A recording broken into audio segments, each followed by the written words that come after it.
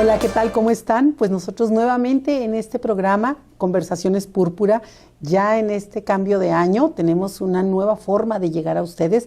Lo van a ir viendo, identificando a lo largo de cada uno de los programas. Van a ver cómo se insertan nuevos compañeros, van a escuchar nuevas voces y por supuesto mantenemos esta idea de tener invitados de trascendental importancia para nuestra universidad y obviamente para la vida del estudiantado. En esta ocasión nos acompaña el rector de nuestra universidad, doctor Netzahualcóyotl Bocanegra Vergara. Un gusto tenerlo con nosotros, doctor. Muchas gracias. Muchas gracias, doctora. A sus órdenes. Mil gracias. Bueno, pues creo yo que nadie más que usted, que ha tenido una experiencia importante dentro del sistema educativo estatal y que además tiene una trayectoria académica muy sólida aquí en la universidad, que la conoce, que sabe quiénes somos y a dónde vamos y cuál es el rumbo de la universidad, para poder compartir con nosotros alguna idea o alguna situación que estemos viviendo en torno a la perspectiva de género en esta institución, ¿verdad? Y bueno, yo iniciaría o me gustaría iniciar esta charla con algunos datos importantes. En esta ocasión queremos trabajar con ustedes o abordar los temas de educación de calidad e igualdad de género que corresponden respectivamente al objetivo 4 y 5 de la Agenda 2030. Primero que nada, doctor, pues es sabido por todos que México tiene una deuda social importante, ¿verdad? Porque hay inequidades, porque hay cuestiones que no se han atendido a lo largo de muchísimos años y que en estos últimos años ha volteado el gobierno federal, el gobierno estatal, los gobiernos en todos los niveles, el municipal, a atender estas inequidades, como por ejemplo, no sé, el rezago educativo, las diferencias en cuanto a acceso de oportunidades para hombres y mujeres, el analfabetismo. Dentro de su experiencia, ¿qué es lo que usted considera como prioritario atender en materia educativa? Sí, gracias. Bueno, pues antes que nada, gracias por la invitación al programa. De verdad muy contento de poder compartir mis impresiones con el público y la comunidad universitaria, particularmente con mi amiga la doctora Inés Ceniceros Cázares. Es cierto que en los últimos años se han implementado políticas públicas en materia educativa, particularmente muchas de ellas enfocadas en la atención a las necesidades de tipo socioeconómico que enfrentan los estudiantes. Lo podemos apreciar nosotros con las becas, por ejemplo, ¿no? Lo vemos nosotros en educación media superior y superior, es muy común las becas. Este año inician las becas también en el sistema de educación básica, particularmente en secundaria, y esto ha posibilitado de alguna manera el desarrollo y el empuje, sobre todo en los grupos más desfavorecidos económicamente. Entonces, esa es una de las políticas públicas que han impulsado. Sin embargo, es importante saber canalizar los apoyos. El hecho de generar recursos económicos y poderlos dispersar no resuelve el problema. Habrá que pensar cuál es el problema que queremos resolver. Está demostrado desde hace muchos años que el repartir dinero, incluso, voy a decirlo, de manera indiscriminada, ¿verdad? O igual, lo mismo para todos, no resuelve el problema. Es importante pensar y generar matices, porque es muy triste ver que los días de beca, los estudiantes de media superior y muchos de superior, obviamente no es la generalidad, pero se han apreciado casos donde hay estudiantes formados por ahí para comprar bebidas alcohólicas, para malgastar el recurso económico.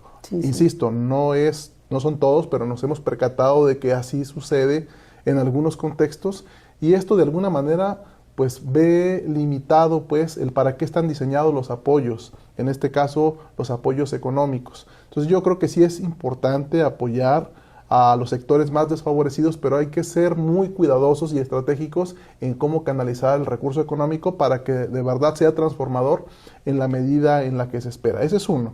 Pero hay otro tipo de situaciones y políticas a nivel nacional que se están permeando en la intención de regularizar el esquema que estamos trabajando, que estamos tratando. Actualmente la educación en México debe seguir el tratado de lo que denominamos el modelo de la nueva escuela mexicana, y esto es importante reconocerlo, que no es solamente para educación básica, porque en algún momento solamente lo pensamos así, pero también es para educación media superior y superior.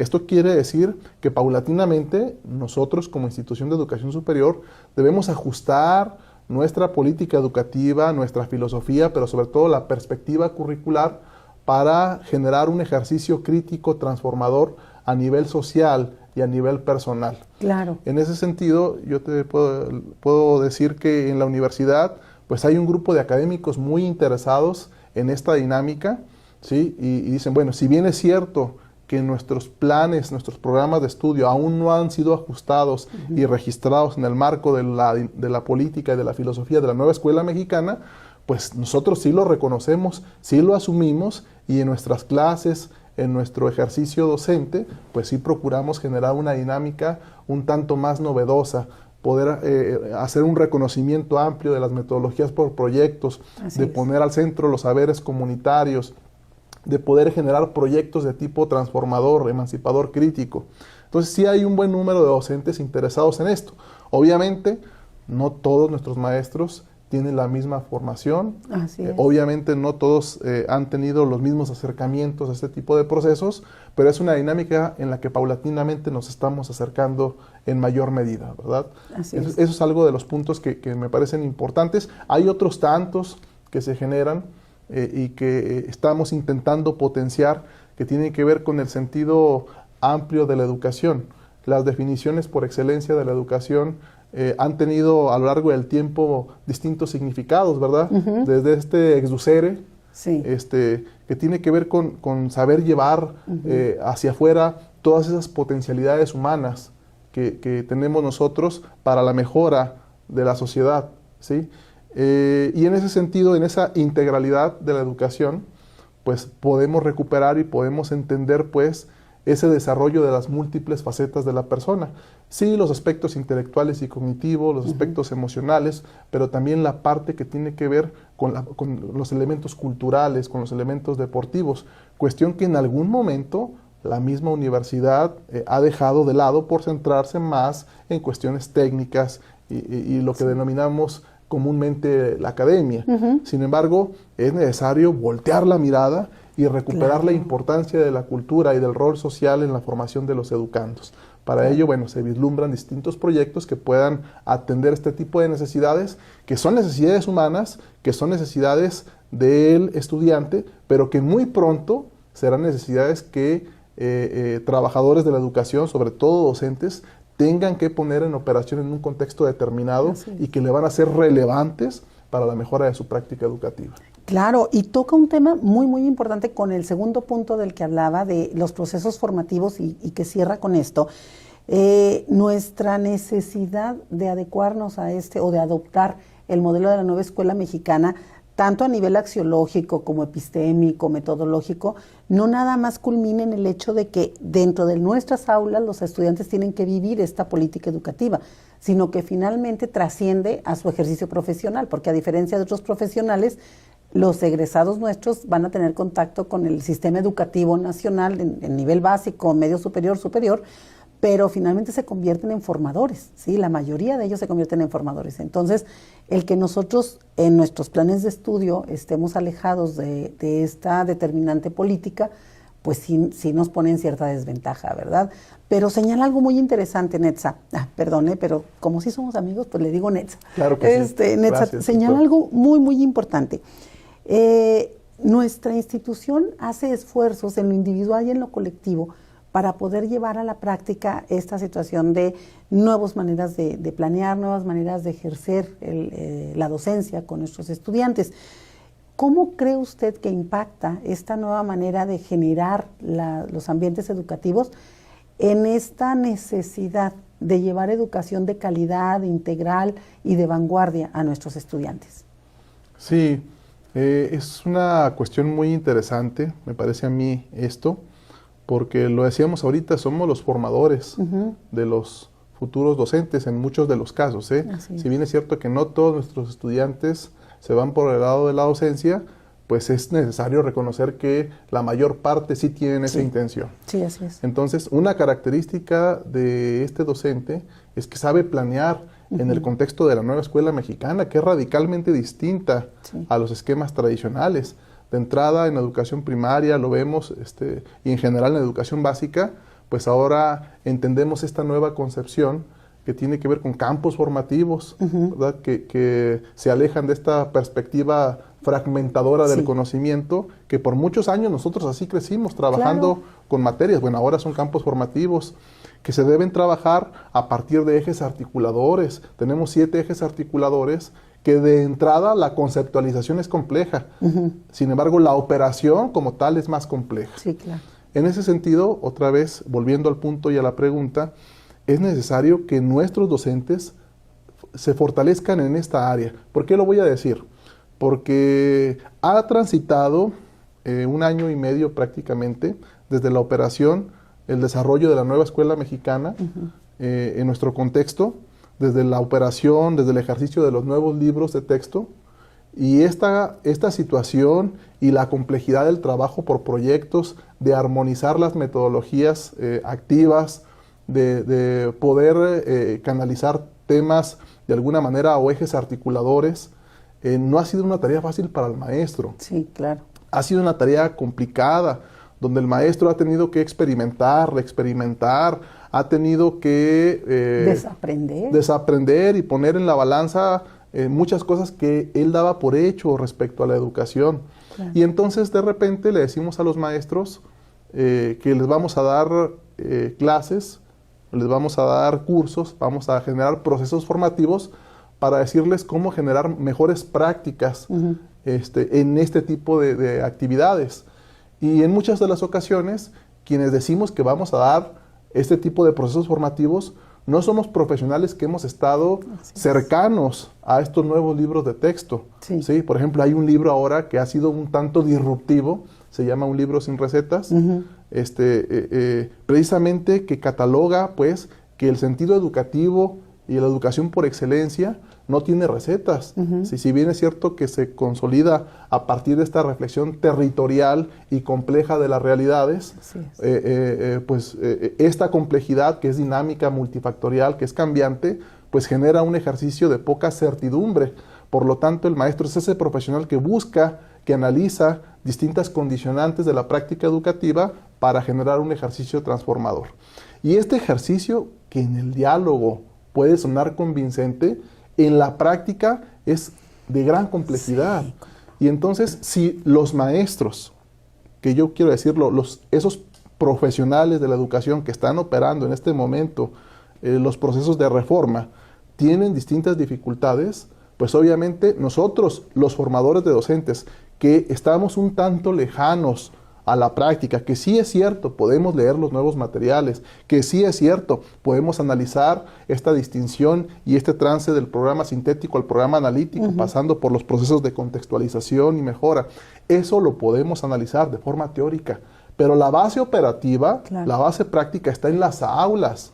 Y esa es una práctica que muchos de nosotros no tenemos, y en ese sentido es un tanto complicado orientar a nuestros alumnos a esta generación que está intentando generar una práctica docente diferente y transformadora cuando no tenemos esa base teórica y práctica. Sí, claro. En ese sentido, esto genera y esto incita a un mayor esfuerzo del colegiado docente. Yo creo que muchos de nuestros compañeros han dicho, vamos a entrarle, y han compartido sus saberes. Aquí en nuestra universidad tenemos profesores de medio tiempo o de profesores de asignatura por horas que por la mañana tienen una función docente. En educación básica. En educación básica. Así es. O una función directiva.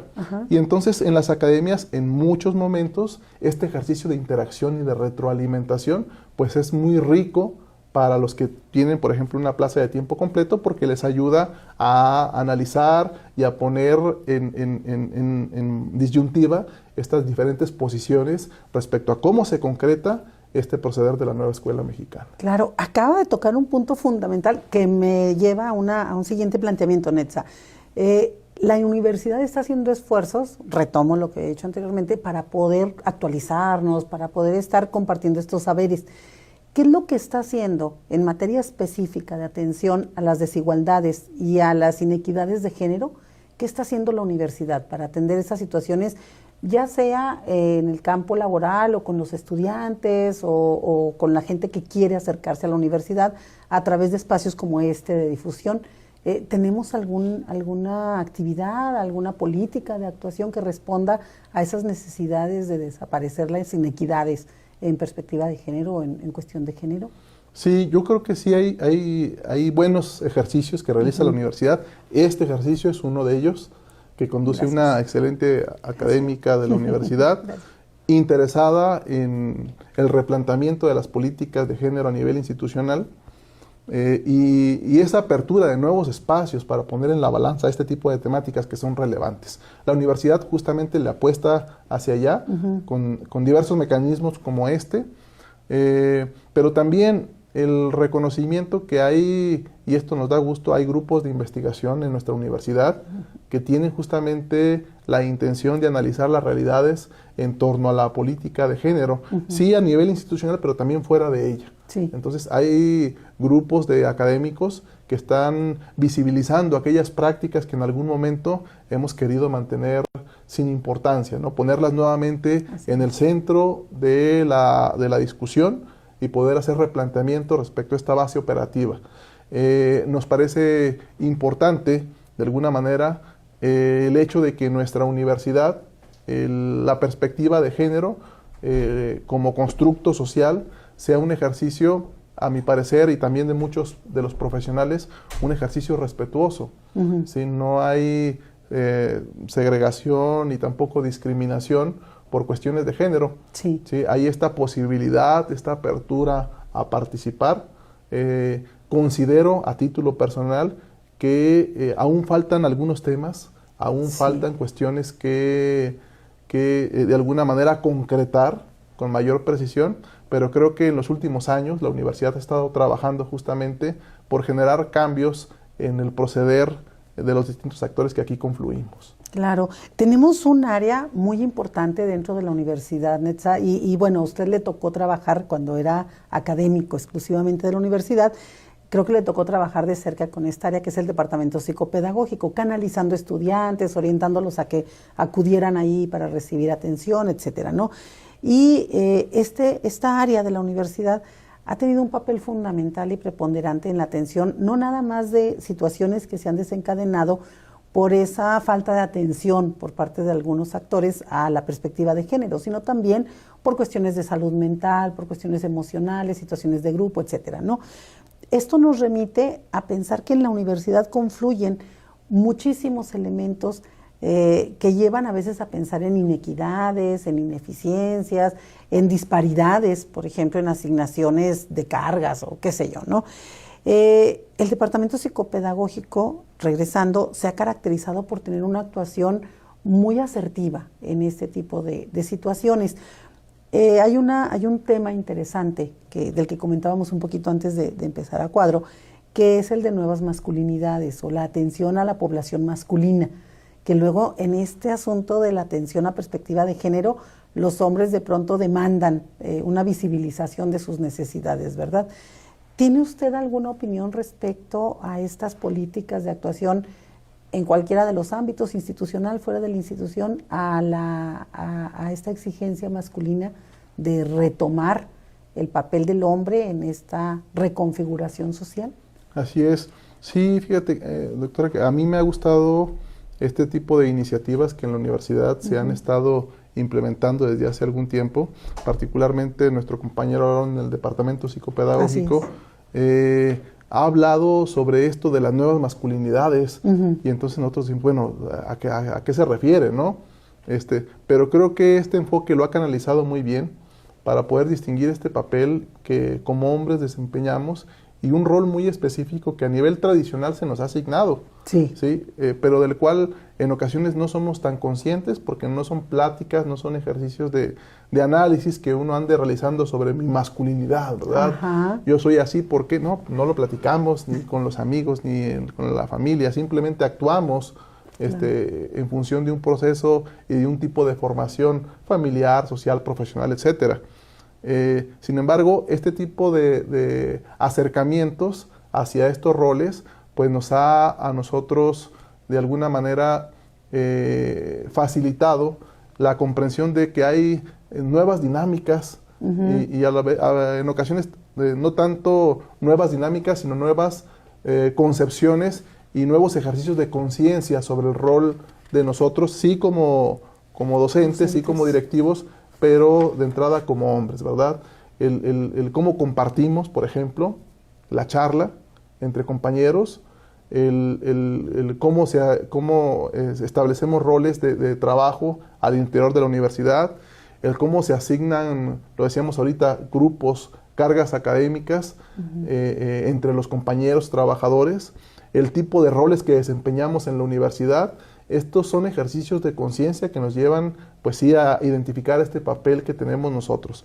En lo particular, a mí me llena de gusto saber que la universidad en lo general, y puedo hablarlo por mis compañeros, asumen con toda responsabilidad estos nuevos roles y las implicaciones sí al interior de la institución, pero reconocen también este ejercicio de cambio para estos nuevos roles también allá con nuestras familias, sí, allá con nuestros hijos, allá con nuestra esposa, allá con nuestra mamá, estos roles, ¿verdad?, que no me quitan ni me ponen a mi masculinidad, hablando de ciertas cuestiones, sino que le abonan este ejercicio relacionado con esta dimensión grande que es la dimensión de ser persona. Claro. Muy interesante la respuesta. Aparte da como para muchas reflexiones, ¿no? Y una de ellas tiene que ver con la política institucional. He sabido que el grueso de la población en el ámbito educativo, sobre todo en educación básica, es femenino. O sea, las docentes son en cantidad muchas más que los docentes en educación básica, ¿verdad? En educación superior esa relación ya no se mantiene así, sobre todo por los campos formativos que se van abriendo. El campo de la ingeniería, el campo son campos más de hombres, o a los que han accedido más bien figuras masculinas. Sin embargo, esta es una institución en la que existen también muchas mujeres en educación superior, y yo le preguntaría a Netza, ¿cómo se asegura como rector o cómo se asegura la institución a través de sus políticas que las voces femeninas sean escuchadas en la toma de decisiones, en la manera en que se lleva a cabo el rumbo, se traza el rumbo de la universidad? Sí, de entrada asumimos esta postura de que la comunicación, la información son puestas a disposición de todos, ¿sí? Es decir, no estamos asumiendo o intentamos no asumir un papel ni machista ni feminista, ¿sí? Un papel equilibrado de las relaciones y de una comunicación horizontal. Si bien es cierto, es dinámica, múltiple, procuramos pues que ninguno de los géneros en nuestra universidad esté uno sobre otro. Procuramos esta relación equilibrada, de tal forma de que todos pueden quejarse, ¿verdad?, de lo que no les guste. Hay un buzón de quejas que no es privativo por género.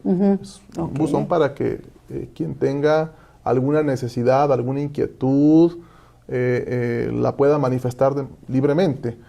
En nuestra universidad es un gusto que, por ejemplo, la delegación sindical esté representada por una mujer que realiza activamente su trabajo, ¿verdad? Negocia, pero también hay otras mujeres en esta universidad que con valentía defienden su derecho, ¿sí? Y establecen no solamente, esa es una cuestión muy importante, no solamente establecen las áreas de oportunidad que pueden presentar las dinámicas, las políticas internas, las actividades y el ejercicio de lo que hacemos, sino que también generan propuestas contundentes, propuestas de mejora, porque a veces es muy fácil decir las cosas no están bien, pero ¿qué sigue? Pues hay muchas mujeres que proponen y que dan todo un argumento consistente y con evidencia de cómo las cosas pueden ser diferentes y mejores para nosotros en la universidad. Entonces, yo podría decir que hay la apertura en nuestra institución para que la perspectiva de género como tal no sea un impedimento en el trabajo y en el manejo de las relaciones institucionales. Muy bien, muchas gracias, Netza. Y efectivamente tenemos canales abiertos para la escucha, ¿verdad? De necesidades, de inquietudes, de situaciones que no nos satisfacen de nuestro quehacer cotidiano en la universidad. Y bueno, da mucho gusto escuchar que un rector tiene las puertas abiertas para poder recibir todo ese tipo de información, ¿no? Que hay cosas, perdón, que hay cosas que hay que hacer, ¿eh? Ajá. Y yo insisto, hay que hacer en lo internacional, en lo nacional, en lo local. En lo nacional, pues hoy México tiene una presidenta, pero eso no nos dice que tengamos un país que respeta y que atiende la perspectiva de género, aunque sea una presidenta. Sí, claro. Hay muchas cuestiones atrás de ello, ¿no?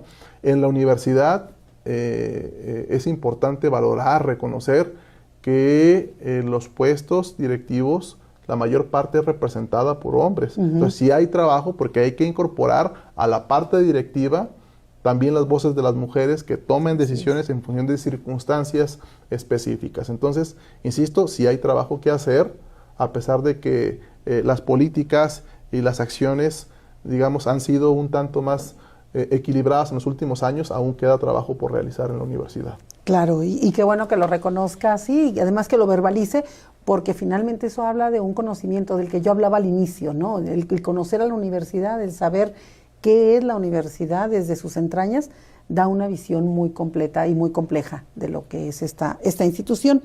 Y además de las mujeres, podemos pensar también que existen poblaciones de alta vulnerabilidad, como las personas con discapacidad, como las personas del medio indígena, como las personas que están en condición de pobreza extrema, como aquellas personas que no tienen un capital cultural que las homologue a la mayoría de los estudiantes, ¿no? ¿Hace algo la universidad para atender estas poblaciones, Netza? ¿O hemos hecho oídos sordos a esas necesidades sociales? Sí hace, ¿eh? Otra vez, el tema de este tipo de condiciones es complejo, ¿verdad? Porque cada una de estas condiciones obedece a múltiples factores que la generan. En el caso particular de nuestra universidad, ha implementado desde hace algún tiempo distintas acciones para la atención a estas necesidades que en algún momento pueden trascender a ser barreras para el aprendizaje y la participación. Como el tema de la lengua, ¿verdad? Nosotros somos una universidad que atiende una licenciatura en educación para el medio indígena. Así es. ¿Sí? Tanto para preescolar como para primaria. Y en ese sentido, en muchas de las ocasiones, el maestro no puede generar un alto papel empático hacia el alumno cuando no entiende la dificultad de su contexto en el ámbito económico, en el ámbito cultural, en el ámbito familiar, en esta parte psicológica o que llamamos del componente social, ¿verdad? En la parte de la herencia biológica y cultural que particulariza este tipo de comunidades. Pero también la parte económica, que es una situación y lingüística, que en algunos momentos, si bien es cierto la parte lingüística es rica, pues también en algunos momentos ha sido motivo de segregación. Y bueno, aquí hemos tenido maestros que lo hemos reconocido y lo acabamos de dar a conocer en este foro rumbo a la construcción del Plan Nacional de Desarrollo. Aquí ha habido maestros que nos dicen, oye, para atender, para reducir esta brecha, producto de la procedencia, en este caso de un grupo indígena, para reducir esta brecha que enfrentan nuestros alumnos, hay muchas acciones que puedes realizar tú, maestro. Y aquí hay compañeros docentes, estudiosos e interesados en este tipo de dinámicas que nos han ofrecido talleres, ¿verdad? Cómo afrontar este tipo de necesidades, este tipo de barreras que enfrentan nuestros alumnos. Así es. Pero además hay situaciones que a nivel personal y profesional se toman decisiones, pero también hay decisiones institucionales. Por ejemplo, hay apoyos con algunos descuentos en procesos de inscripción. Digamos que la parte administrativa se solidariza y suelen realizar algún tipo de convenio, alguna forma, pues, en atención a su situación socioeconómica. Hay áreas y departamentos justamente que nos ayudan a canalizar, como ahorita lo mencionábamos, el departamento psicopedagógico, para la atención a este tipo de necesidades. En algunas ocasiones las condiciones familiares también no son favorecedoras de este espíritu educativo, sino al contrario. Entonces aquí tenemos un área de atención y de canalización para este tipo de situaciones que, insisto, a veces son limitativas de la educación. Entonces hay todo un ejercicio yo podría decir complejo en la universidad, donde son partícipes los maestros. Una figura muy importante en este entramado son los tutores. Sí. Cada grupo tiene tutores que intentan entender la realidad, la dinámica de los grupos, intentan identificar cuáles son estas necesidades que son necesarias de atender a la brevedad, y a su vez pues muestran esta comunicación, este flujo de comunicación constante con las autoridades educativas para que en conjunto se tomen este tipo de decisiones. Entonces, yo diría que sí la universidad no ha permanecido omisa, pero sí hay que reconocer también que en muchas de las ocasiones se realizan actividades, se realizan acciones sin tener un diagnóstico específico de cuáles son todas esas necesidades que tienen nuestros alumnos en la parte lingüística, económica, cultural, social, curricular, etcétera, ¿sí? Para ver en qué medida estamos atendiendo estas necesidades. Es decir, somos más reactivos que estratégicos. Sí. Identificamos la necesidad y procuramos brindar atención, pero hay muchas necesidades que no se detectan, que no se localizan, que no se identifican y que por lo tanto no son atendidas. En ese sentido yo le apostaría pues así generar una propuesta un tanto más estratégica de identificación y de atención a las necesidades de la población en condición de vulnerabilidad. Pues gracias, tenemos ya aquí un reto importante que cumplir. Creo yo que como comunidad universitaria nos aventó un anzuelo bastante interesante y me parece que puede generar cosas muy productivas para la propia institución. Y en ese sentido, doctor Netzahualcóyotl, como rector de la institución, ¿qué mensaje daría usted a otros líderes educativos, a otros líderes que se están encargando de llevar el camino, de conducir el camino de instituciones de educación superior que pretenden garantizar el sustento y el futuro profesional de los jóvenes para atender a estos dos objetivos prioritarios de la Agenda 2030 o a cualquier otra cosa que usted considere? Gracias, doctora. Sí, pues de entrada identificar, tener en cuenta que hay políticas y necesidades en este momento de la historia y de las instituciones que son necesarias de atender. Una de ellas tiene que ver pues con este reconocimiento de la diversidad en las instituciones educativas. ¿Sí? Es esta política de apertura a lo diverso, ¿no? Puedo hablar de cuestiones de género, puedo hablar de grupos étnicos, puedo hablar de distintos posicionamientos a nivel filosófico, a nivel político, a nivel cultural.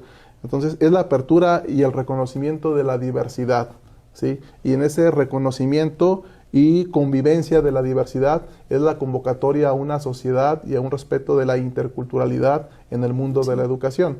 Entonces, esa sería pues una de las primeras convocatorias a esta vocación de la interculturalidad. Y a través de ello pues se derivan varias perspectivas como el respeto mismo pues a la diferencia, ¿sí? Pero también la posibilidad no de quedarnos solamente en la diferencia, sino en esta convivencia que nos permite la toma de acuerdos estratégicos para la mejora de los procesos y de lo que hacemos en las instituciones. Esa es una que me parece importante. Hay en estas agendas que tienen que ver con la sustentabilidad y el desarrollo sostenible, algunas políticas que hemos asumido aquí en la universidad, pero que creo que todavía nos falta potenciar, tiene que ver con la responsabilidad social universitaria. Es una política en el contexto internacional que tiene que ver, sí, con cómo me responsabilizo como directivo, pero también cómo se responsabilizan los docentes, los administrativos, los estudiantes, pero también el señor de la cafetería, pero también el empleador, cómo nosotros asumimos el rol de la educación y lo vemos como una posibilidad de mejora del presente, pero también la mejora futura. ¿Sí? Entonces hay un ejercicio muy importante que implica un hecho social, cómo me responsabilizo de un hecho social desde la formación, ¿sí? Desde lo individual, pero también desde lo colectivo. Entonces ahí está pues una convocatoria para asumir la RCU, como la hemos denominado, ¿sí? Y de entrada pues identificar que en su ejercicio, en su análisis, la postura no es tan sencilla como en el discurso nos pudiésemos encontrar. Vamos a encontrar muchas barreras, ¿sí? De tipo cultural, de tipo administrativo. Sin embargo, bueno, son políticas en las que sí es necesario entrar, puesto que la sociedad hacia allá apunta, a una sociedad y un ejercicio un tanto más transparente, un ejercicio de liderazgo compartido, un liderazgo sí que transforme, pero que también tome en consideración estas demandas particulares de todos los que conformamos las instituciones. Entonces, pues eso, ¿no? Y sobre todo el permitirnos actuar, el permitirnos generar propuestas y cambios. ¿Sí? El mundo sigue avanzando. Sí. ¿Sí? Y luego no nos espera. No nos espera, no nos podemos quedar ahí valorando a ver qué más llega. Hay que generar, establecer propuestas de mejora y de atención a nuestras necesidades institucionales. Pues muchísimas gracias. Yo no sé a usted, Netza, a mí se me fue volando este ratito, de verdad. Muchas gracias por habernos acompañado, por haber estado con nosotros y compartir estas experiencias y estas reflexiones que creo que como universitarios, a toda la comunidad, nos son de gran utilidad. Muchísimas gracias por haber aceptado esta invitación. Gracias. Y bueno, pues a ustedes les esperamos en nuestro próximo programa de Conversaciones Púrpura. Ya saben, con todo el cariño de parte de la Universidad Pedagógica de Veracruz.